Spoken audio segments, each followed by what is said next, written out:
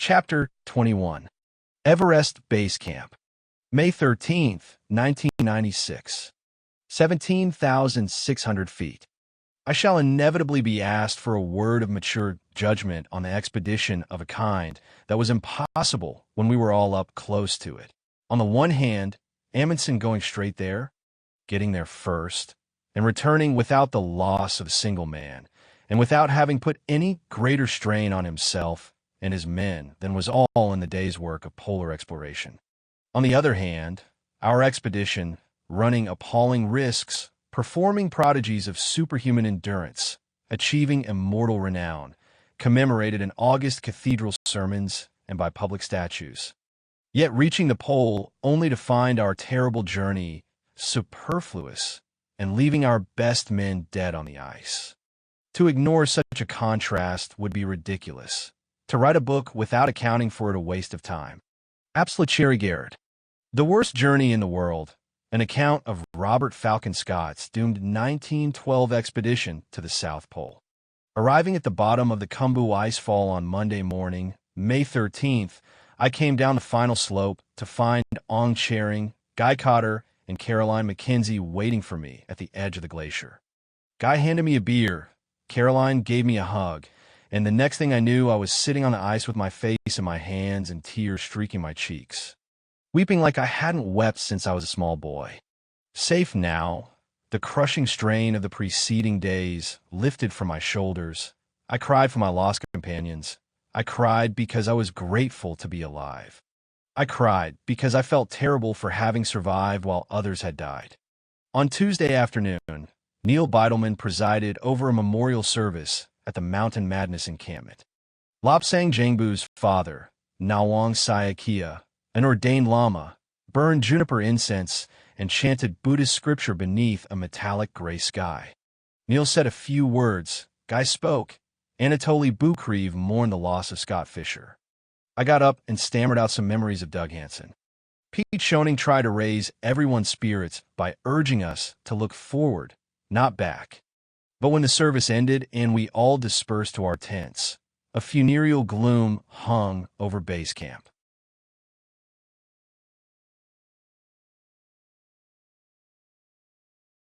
Early the next morning, a helicopter arrived to evacuate Charlotte Fox and Mike Groom, both of whom had frostbitten feet that would have been damaged further had they attempted to walk out. John Taskey, who was a doctor, flew out as well to treat Charlotte and Mike en route. Then, shortly before noon, while Helen Wilton and Guy Cotter stayed behind to oversee the dismantling of the Adventure Consultants compound, Lou Kasich, Stuart Hutchison, Frank Fishbeck, Caroline Mackenzie, and I trudged out of base camp, bound for home. On Thursday, May 16th, we were helicoptered from Farish to the village of Siangbok, just above Namche Bazaar. As we walked across the dirt landing strip to await a second flight into Kathmandu, Stuart, Caroline, and I were approached by three ashen-faced Japanese men. The first said that his name was Munio Nikita. He was an accomplished Himalayan climber who twice reached the top of Everest, and then politely explained that he was acting as a guide and an interpreter for the other two, whom he introduced as Yasuko Namba's husband, Kenichi Namba, and her brother. Over the next 45 minutes, they asked many questions, few of which I could answer. By then, Yasuko's death had become headline news across Japan. Indeed, on May 12th, less than 24 hours after she perished on the South Col, a helicopter had touched down in the middle of base camp, and two Japanese journalists had hopped out wearing oxygen masks. Accosting the first person they saw, an American climber named Scott Darsney, they had demanded information about Yasuko. Now, 4 days later, Nikita warned us that a similarly predacious swarm of print and television reporters lay in wait for us in Kathmandu. Late that afternoon, we jammed aboard a gigantic Mi-17 helicopter and lifted off through a gap in the clouds. An hour later, the chopper set down at Tribhuvan International Airport, and we stepped out the door into a thicket of microphones and television cameras. As a journalist, I found it edifying to experience things from the other side of the fence. The throng of reporters, mostly Japanese, wanted a neatly scripted version of the calamity, replete with villains and heroes. But the chaos and suffering I'd witnessed were not easily reduced to sound bites. After 20 minutes of grilling on the tarmac, I was rescued by David Skinstead, the consul from the American Embassy, who delivered me to the Garuda Hotel. More difficult interviews followed by other reporters, and then by a gauntlet of scowling officials at the Ministry of Tourism. Friday evening, wandering through the alleys of Kathmandu's Thamel district, I sought refuge from a deepening depression. I lay on the bed in my hotel room and listened to the sounds of the night drift through the open window. The jingle of rickshaw bells blended with car horns, the come-ons of street peddlers, a woman's laughter, music from a nearby bar. Flat on my back, I closed my eyes and let the glutinous pre-monsoon heat cover me like a balm. I felt as though I were melting into the mattress. A procession of intricately etched pinwheels and big-nosed cartoon figures floated across the backs of my eyelids in neon hues. As I turned my head to the side, my ear brushed against a wet spot. Tears, I realized, were running down my face and soaking the sheets. I felt a gurgling, swelling bubble of hurt and shame roll up my spine from somewhere deep inside. Erupting out of my nose and mouth in a flood of snot, the first sob was followed by another, then another, and another. On May 19th, I flew back to the States, carrying 2 duffels of Doug Hansen's belongings to return to the people who loved him. At the Seattle airport, I was met by his children, Angie and Jamie, his girlfriend, Karen Marie, and other friends and family members. I felt stupid and utterly impotent when confronted by their tears. Breathing thick marine air that carried the scent of a minus tide, I marveled at the fecundity of the Seattle spring, appreciating its damp, mossy charms as never before. Slowly, tentatively, Linda and I began the process of becoming reacquainted. The 25 pounds I'd shed in Nepal came back with a vengeance. The ordinary pleasures of life at home, eating breakfast with my wife, watching the sun go down over Puget Sound, being able to get up in the middle of the night and walk barefoot to a warm bathroom, generated flashes of joy that bordered on rapture. But such moments were tempered by the long penumbra cast by Everest, which seemed to recede little with the passage of time.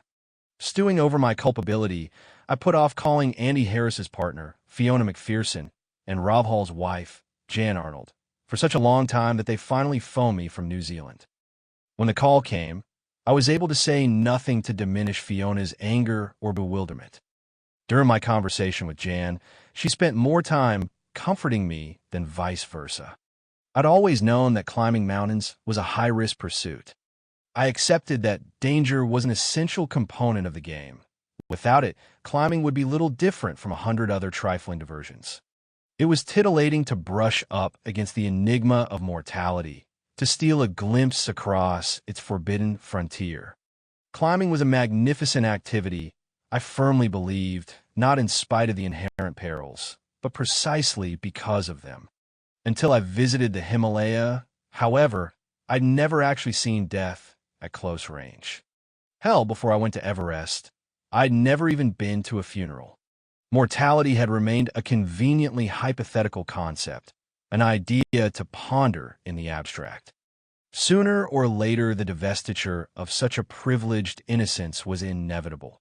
But when it finally happened, the shock was magnified by the sheer superfluity of the carnage.